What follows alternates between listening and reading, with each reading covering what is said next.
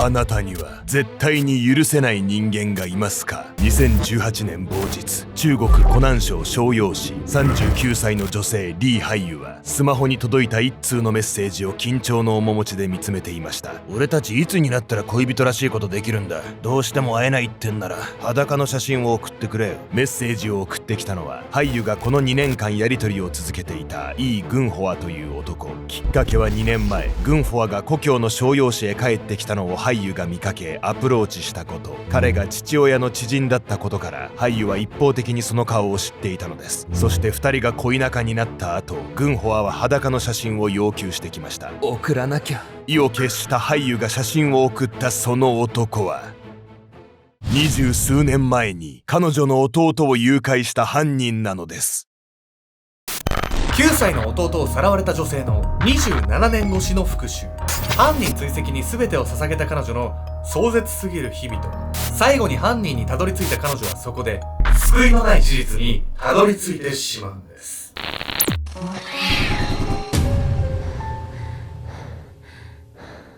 おさすけんちゃんです。やみこです。というわけで、やめこさん、ちょっとこの度ね、今年は結構いろいろ海外に行ってこようと思いまして。まずね、今月1月、フィリピンに行きます。何回行くね。2月、ニューヨーク、ブラジル、その後、エジプト、一周してくるってこと？トルコ。いや、ちょっと別の旅程なんですけど、ちょっと俺が旅程詰めすぎて、ブラジルから帰ってきた翌々日になぜかもうエジプト行ってる。オニオン亭でね、ちょっとヤミコさんとかね、一緒に仕事する人は迷惑かけちゃうんですけど、ちょっと人生ね、1回しかないんでね、ちょっと行かせてください。もう行ってらっしゃい。はい。ただ本当にちょっとね、なんか今までの旅行の中でもトップに入るぐらい楽しみな旅なんで、まあブラジルとかね、ちょっと危険なところも行くんで、ちょっとワンチャン事件、事故とかにね、巻き込まれないようにはするんですけど、いろいろエピソードを持って帰れればなと思います。今回は中国で起きた壮絶な事件をご紹介します。9歳の弟を誘拐された女性が、弟と誘拐犯を27年もかけて追跡し、復讐を遂げるんです。弟が9歳でさらわれたってことは、その女性もさ、まだまだ若かったわけでしょ、きっと。それで27年もっても、人生のほとんどをそれに割いてるようなもんじゃない。とんでもない執念ですよね、これ。ですがね、男が起こした誘拐事件っていうのは、それほどね、卑劣で残忍なものだったんです。弟がいなくなった日、2018年某日、中国湖南省邵陽市。日が暮れた頃、繁華街を歩く一人の女性の姿がありました。行き交う人々の中、一人張り詰めた空気をまとっていたその女性の名はリー・ハイユ。彼女はその日、この数年メッセージをやり取りしていた男とラブホテルに行く約束をし、街へ繰り出していました。しかしこれから恋仲の男と会う予定にもかかわらず、ハイユに浮かれた様子はみじんもありません。それどころか彼女はカバンの中に男を殺すためのカミソリを隠し持っていました。絶対に許さない。差し違えてでも殺してやる。そう、ハイユにとってこれから会うその男はもう20年以上も追いかけてきた恨みの元凶だったのです。時は遡り1992年12月22日、広東省丹江市マイチェカン村にあるサトウキビ畑に若い男の怒声が響き渡りました。おい、給料が3日分足りねえぞ。どういうことだ。痩せ型でこけた方が印象的なその男の名はイー・チャンチン。つい最近そのサトウキビ畑の仕事をクビになった男でした。彼が怒鳴りつけた先には雇用主のリー・ジョンシアンが、サトウキビ畑の工作請負をしていた彼は、同じ湖南省出身のチャンチンに親近感を覚えると同時に、仕事に就けず困っているのを不憫に思い彼を雇い入れました。しかし蓋を開けてみれば、まともな仕事にありつけないのも当然のこと。チャンチンは仕事が雑な上よくサボり、それでいて人前では要領よく振る舞うのが得意なたちの悪い男でした。雇用主のジョンシアンはすぐに彼の性格を見抜き、わずか1ヶ月でクビにしたのです。すると数日して給料が足りないと怒鳴り込んできたチャンチン。雇用主のジョンシアンが譲らないのを見ると、彼は次のような捨て台詞を残しサトウキビ畑を去りました。お前の息子がどうなっても知らねえぞ。この息子っていうのが最初に出てきたさ、俳優さんの弟なんじゃないの？そうなんです。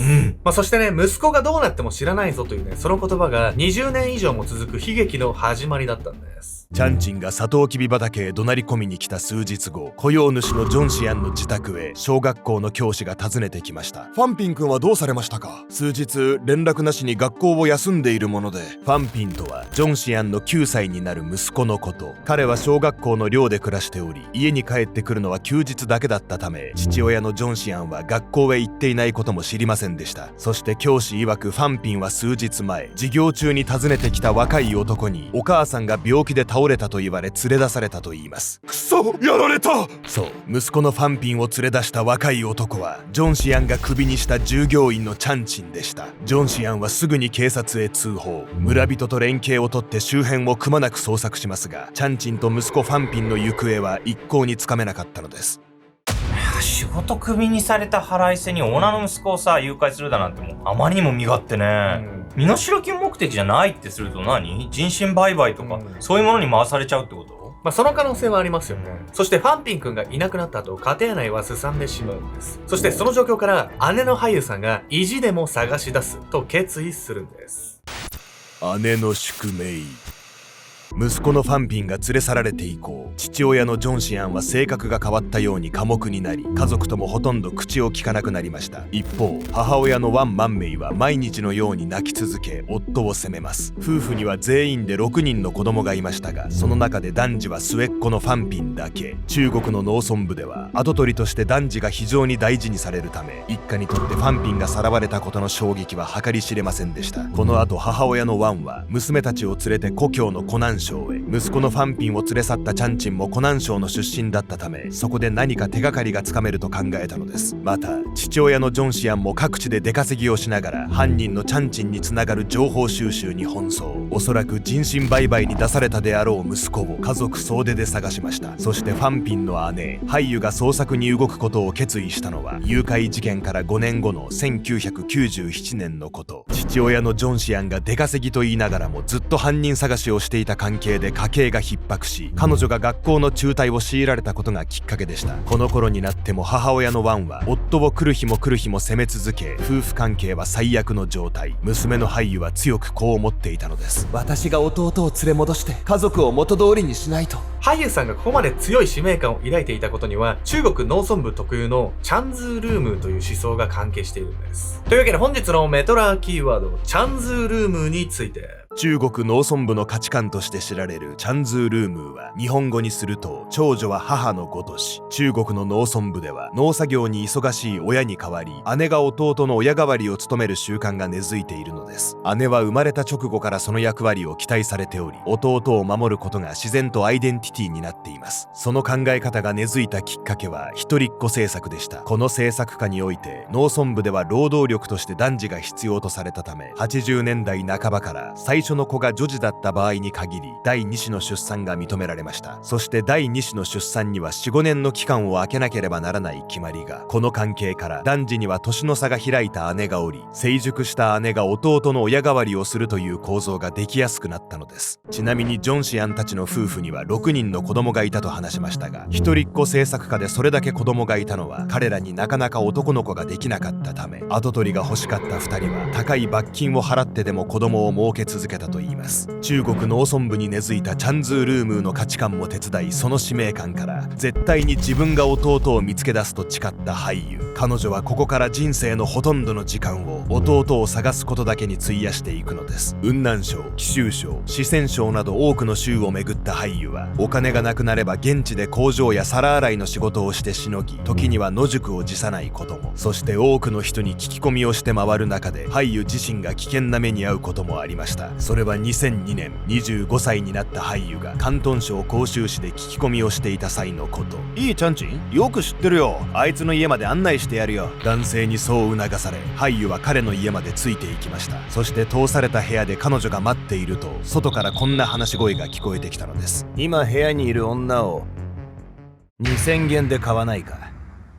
そう、男は俳優を騙して自宅へ連れ帰り、彼女を人身売買に出そうとしていました。札束を数える音が聞こえ、驚いた俳優はトイレに行きたいと嘘をつき、どうにか隙をついて逃走。この後も俳優は再度人身売買の被害に遭いそうになり、その際は建物の2階に監禁されたため、窓から飛び降り怪我を負いながら逃走したとも。俳優の弟探しの旅は常に危険と隣り合わせだったのです。そしてそれは彼女が弟を探し始めて17年が過ぎた2014年年11月のこと、長年の創作活動の辛労がたたった父ジョンシアンは病床に伏す中でハイユに一通のメモを渡しました。そのメモの内容は、弟を連れ去ったチャンチンの実家の住所、またチャンチンが痩せ型でこけた方をしていることや、湖南省の訛りで話すことなども書き記されていました。どんな代償を払ってでも必ずチャンチンを見つけ出し、裁きを受けさせてくれ。そう言い残し、父は静かに息を引き取ったのです。お父さんはチャンチンの実家の住所まで調べてたわけね。最初の方で俳優さんがさ、なんか男と会う約束をしてたけどさ、このお父さんが調べてたおかげでたどり着いたってこと？これお察しの通りなんです。この後俳優さんはチャンチンに裁きを受けさせるべく動いていきます。そして彼女はこれまでの比ではない苦しみを経験するんです。底知れぬ憎悪。父が亡くなった翌年、ハイユは彼が残したメモを頼りに湖南省襄陽市にあるチャンチンの故郷の村へ向かいました。彼女は山に潜伏し、野宿をしながらチャンチンの家を監視。そして1年が過ぎた頃、その家に帰ってきた一人の男を前にハイユははっと目を見開きます。痩せ型でこけた方の男、間違いない。ハイユはすぐに男に近づき、こう声をかけました。イーさん、帰ってきたの？実は私、あなたの昔の同僚の妻で、イーさんのことよく知ってるの。ハイユがそう話しかけると、男は確かに反応し、2人は談笑を交わすうち、その場で連絡先を交換。しかし解せないのは、男がイー・チャンチンではなくイー・グンホアと名乗っていること。容姿は父から聞いたままでしたが、名前が違っていたのです。そのためハイユはグンホアが犯人だと確信を得ようと、ここから彼に色仕掛けをするのです。グンホアと連絡先を交換して以来、ハイユは彼とメッセージやビデオ通話でやり取りを交わし、しきりにこう繰り返しました。また夫と喧嘩しちゃったの？もうこんな結婚生活こりごり。グンホアの元同僚の妻と嘘をついているハイユは、夫との不仲を装い、彼に不倫相手として入り込む余地があるとアピールしたのです。すると案の定、グンホアは親密になるにつれ、何度もホテルに行こうと誘うように、彼と密室で二人きりになるチャンスを得たハイユは、カバンにカミソリを忍ばせ、約束の場所へ向かいました。そう、彼女は差し違える覚悟でグンホアを殺すつもりだったのです。しかし、やっぱりダメ。私がいなくなったら母さんはどうするのよ。それに奴を殺したら弟の居場所を聞き出せなくなる。息子のファンピンが失踪してから来る日も来る日も泣き続けていた母は、精神的に非常に不安定な状態。ハイユはそんな母の顔を思い出し、自分はとにかく証拠集めに奔走して、あとは警察に任せるべきだと思い直したのです。こうして彼女はグンホアとのホテルの約束をドタキャンするのですが、ここからが本当の地獄でした。2018年某日、ハイユはその日もグンホアとメッセージのやり取りをしていた。なあハイユ、俺たちいつになったら恋人らしいことできるんだ？ホテルの約束を蹴ったこともあり、グンホアはハイユに疑念を抱き始めているように思えた。まずい。ここで連絡を切られたら全部水の泡だわ。グンホアの機嫌を取らなければと焦りを募らせるハイユ。すると続けて彼はこんなメッセージを送ってきた。ホテルに行くのが無理なら裸の写真を送ってくれよ。次の瞬間、ハイユの体はガタガタと震え始めた。底知れない憎悪が体中を駆け巡るような感覚。今すぐ殺してやりたい。彼女は奥歯を強く噛みしめ、その感情を必死に押し殺した。意を決したハイユはその場で服を脱ぎ、自身のあられもない姿をスマホのカメラに収めた。